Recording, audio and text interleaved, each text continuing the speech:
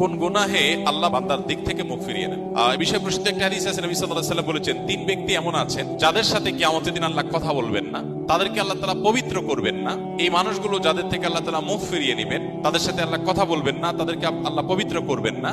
সেই মানুষগুলোর মধ্যে একজন হলেন ওই পুরুষ, যে পুরুষ টাকনুর নিচে পোশাক পরে। পোশাক পরে বলতে যে পোশাক উপরের দিক থেকে যায় সেটা টাকনুর নিচে পরে, প্যান্ট, পাজামা, চাদর, লুঙ্গি, জুব্বা, জামা, এগুলো। মোজা যেটা থাকেই নিচে, নিচ দিক থেকে পরা হয়, ওইটা কথা ভিন্ন। তো এই যে মুসবিল যে ব্যক্তি টাকনুর নিচে প্যান্ট, পাজামা, লুঙ্গি ইত্যাদি পরে, এই ব্যক্তি তার সাথে আল্লাহ কিয়ামতের দিন কথাও বলবেন না এবং তার দিকে আল্লাহ তাকাবেনও না, তাকে আল্লাহ পবিত্রও করবেন না।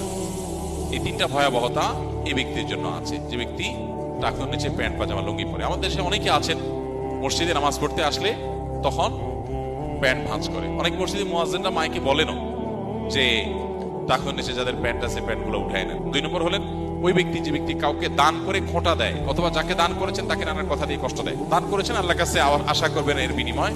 যাকে দান করেছেন তার সাথে আপনার কোনো আলাপ থাকবে না। দান করে খোঁটা দিলেন, কষ্ট দিলেন, খোঁচা মেরে কথা বললেন, এগুলো বললে আপনি আল্লাহ তাআলার দৃষ্টি থেকে সরে যাবেন কিয়ামতের ময়দানে। নাম্বার 3, ওই ব্যবসায়ী, যেই ব্যবসায়ী তার পণ্য বিক্রি করতে গিয়ে মিথ্যা শপথ করে। এখন তো ঘরে ঘরে ভাই আল্লাহর কিনা, এটা কিনা পড়ছে এত, ভাই কিনতেও পারে না এত টাকা দিয়া, এটা মিথ্যা কথা। তো এই ব্যবসায়ী যে তার পণ্য বিক্রি করার প্রয়োজনে মিথ্যা শপথ করে ক্রেতাদের সাথে, কাস্টমারের সাথে, তার দিকে আল্লাহ তাকাবেনও না, তাকে পবিত্র করবেন না এবং কিয়ামতের দিন আল্লাহ রাব্বুল আলামিন তার সাথে কথাও বলবেন।